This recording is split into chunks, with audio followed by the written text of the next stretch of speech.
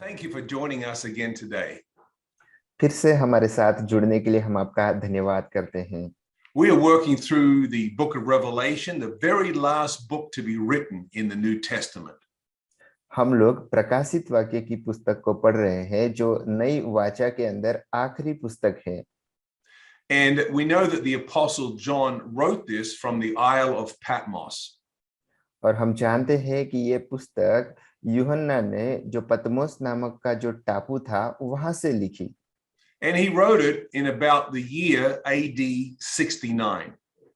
और ये जो पुस्तक है ये यूहन्ना ने 69वीं जो साल थी वो साल के दौरान लिखी थी। And we know from history that 1 year later the Roman army came against Israel and Jerusalem and began to destroy Jerusalem.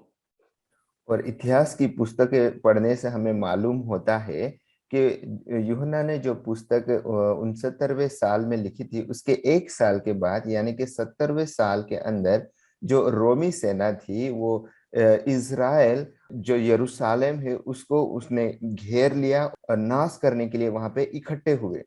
So many of the things that John wrote about dealt with the upcoming destruction that was soon to take place.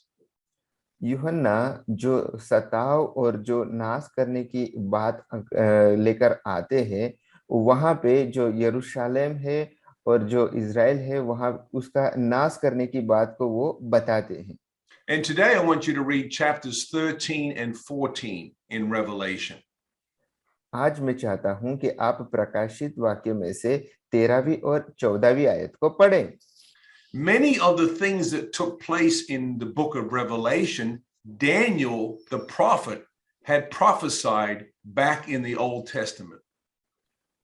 प्रकाशित वाक्य के अंदर जितनी बहुत सारी बातें जो हो रही है उसके बारे में दानियल ने पुरानी वाचा के अंदर भविष्यवाणी की थी। Daniel had a vision of 4 empires that were going to come onto the world. Daniel को एक दर्शन हुआ था जहां पे उसने उस दर्शन में देखा कि 4 राजाओं का राज जो वहां पे होने वाला था उसके बारे में उन्होंने लिखा। And each of these empires was going to take over one after the other. और ये जो राज्य थे वो एक के बाद दूसरा राज्य आने वाला था उसके बारे में बताता है। In chapter 2 of Daniel, we read about Nebuchadnezzar's dream of the great statue. Daniel की पुस्तक के दूसरे अध्याय के अंदर हम देख सकते हैं कि जो वहां का राजा नबूकदनेस्सर था उन्होंने जो स्वप्न देखा और एक बड़ी मूर्ति को देखा उसके बारे में हम पढ़ सकते हैं। This great statue that he saw in a dream was divided into 4 segments. और उन्होंने जो दर्शन में मूर्ति को देखा था उस मूर्ति को हम 4 भाग में बांट सकते हैं। The first segment was the head of gold. पहला जो भाग था जो सिर था वो सोने का भाग था। Then the second segment was the chest or the breast of silver.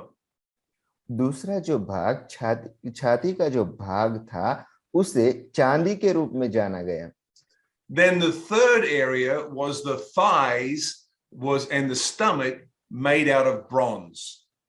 और उसके बाद तीसरा भाग जो कमर और छाती के नीचे का भाग था उसे कांसे के रूप में जाना गया। And then lastly we had legs of iron.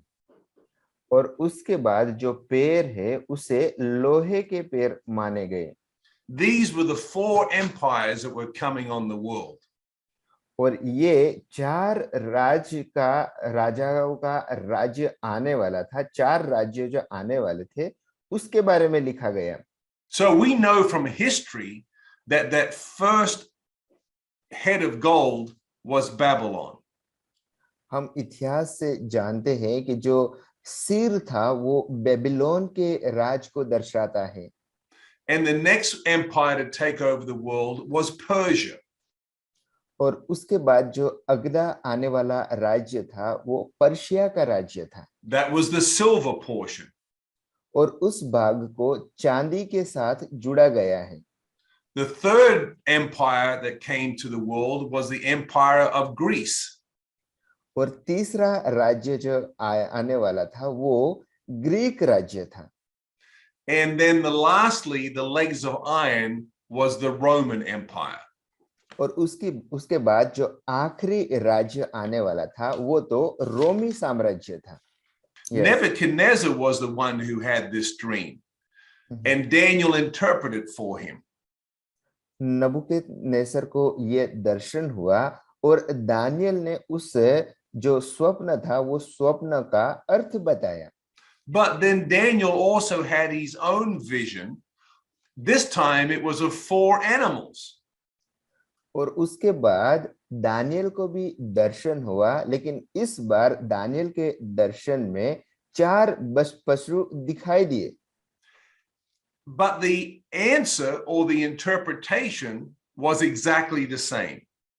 लेकिन जो अर्थ निकलता था, जो दानियल को स्वप्न का अर्थ मिला और नबूकदनेस्सर के स्वप्न का अर्थ दानियल को बताया गया, वो दोनों एक ही अर्थ दिखाते हैं. By the vision of these 4 animals, God was telling Daniel there were 4 empires that were going to come upon the world. Daniel को जो 4 पशुओं के बारे में बताया गया है, परमेश्वर ने उसे उस स्वप्न का अर्थ बताते हुए कहा कि ये 4 जो आने वाले साम्राज्य थे उसके बारे में कहा गया था. Let's go to Daniel chapter 7 and we're going to read verses 1 through 6. हम दानियल की पुस्तक में से उसके 7वें अध्याय के अंदर 1 से लेकर 6 आयत तक हम पढ़ेंगे. बेबीलोन के राजा बेलसार के पहले वर्ष में दानियल ने पलंग पर स्वप्न और दर्शन देखे. तब उसने वह स्वप्न लिखा और बातों का सारांश भी वर्णन किया.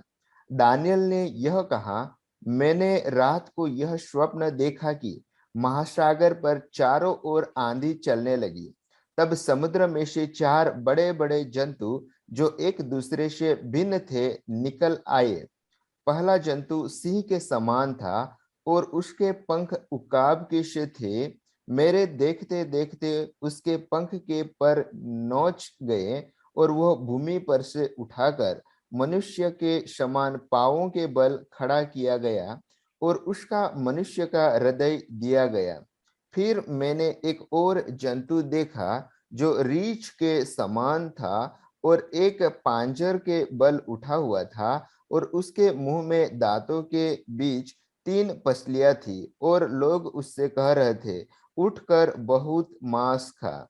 इसके बाद मैंने दृष्टि की और देखा कि चीते के समान एक और जंतु है जिसकी पीठ पर साक्षी के से 4 पंख है और उस जंतु के 4 सिर थे और उसको अधिकार दिया गया.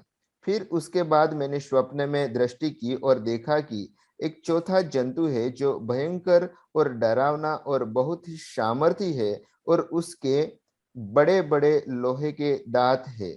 वह सब कुछ खा डालता है और चूर-चूर करता है और जो बच जाता है उसे पैरों से रौंदता है. वह सब पहले जंतुओं से भिन्न है और उसके 10 सींग है. Amen. Amen. So we do not have time to study these things in details, but we do know that these are also talking about the 4 great empires that were going to come upon the world. यहाँ पे जो हम बातें देख रहे हैं उसकी बहुत सारी जो डिटेल्स है, उसकी जो जानकारियां है हमारे पास नहीं होंगी, लेकिन हम इस बात को जानते हैं कि ये सारी बातें जो आने वाले 4 साम्राज्य थे उसके बारे में बताया गया है. Now Daniel did not know what these empires were, but we do because we can now look back in history and we can see these things that happened. Daniel के पास ये आने वाले 4 साम्राज्यों के बारे में ज्यादा जानकारियां नहीं थी, लेकिन हम इतिहास को जानते हैं और इतिहास के जरिए हम इस बात को जान सकते हैं कि ये सारे जो 4 साम्राज्य आने वाले थी उसकी भविष्यवाणी थी। And then in Daniel's vision, the last empire was seen as a beast, the great beast that came out of the earth. और दानियल के स्वप्न के अंदर जो आखिरी भाग जो है वो एक पशु के समान है जो सारी पृथ्वी को खा जाता है, उसके बारे में लिखा गया है। This was Rome. और ये जो साम्राज्य था ये तो रोमी साम्राज्य था। Let's read about this beast in verse 7. और ये जो पशु है उसके बारे में 7वें अध्याय के अंदर लिखा गया है। फिर इसके बाद मैंने स्वप्न में दृष्टि की और देखा कि एक चौथा जंतु है जो भयंकर और डरावना और बहुत सामर्थी है और उसके बड़े बड़े लोहे के दांत है। वो सब कुछ खा डालता है और चूर चूर करता है और जो बच जाता है उसे पैरों से रौंदता है। वह सब पहले जंतुओं से भिन्न है और उसके 10 सींग है। आमीन। Amen. Now, when we come to the book of Revelation, God begins to give John the same understanding that Daniel had. जब हम प्रकाशित वाक्य की पुस्तक हम पढ़ते हैं तो यहाँ पे हम देखते हैं कि जो यूहन्ना था, यूहन्ना को भी परमेश्वर ने यही समझ दी जिसके बारे में हम लोगों ने दानियल की पुस्तक में पढ़ा था। Now, although there are different animals, they had one thing in common, and that was world dominion. और ये सारे पशु जो वह अलग अलग थे, भिन्न भिन्न थे, लेकिन हम एक समानता वाली बात हम उसमें देख सकते हैं कि ये सारे पशु पृथ्वी के ऊपर अपना जो अधिकार है, अपना वर्चस्व बना लेंगे। So John wrote during the time of this last beast.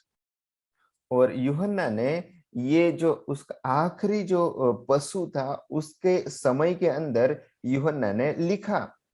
This was the final world empire called Rome. और ये आखिरी साम्राज्य था जिसके रोमी साम्राज्य के बारे में कहा जाता है। Let's read this in Revelations chapter 13, and we're going to read the first 3 verses. ये बातें हम प्रकाशित वाक्य के अंदर 13वें अध्याय के अंदर 1 से लेकर 3 आयत के अंदर हम पढ़ेंगे। तब मैंने एक पशु को समुद्र में से निकलते हुए देखा जिसके 10 सींग और 7 सिर थे।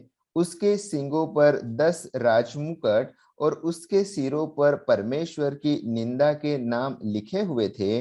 जो पशु मैंने देखा वह चीते के समान था और उसके पांव भालू के से और मुंह सिंह का सा था। उस अजगर ने अपनी सामर्थ और अपना सिंहासन और बड़ा अधिकार उसे दे दिया।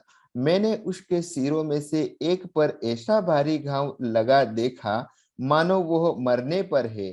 फिर उसका प्राणघातक घाव अच्छा हो गया और सारी पृथ्वी के लोग उस पशु के पीछे पीछे अचंभा करते हुए चले।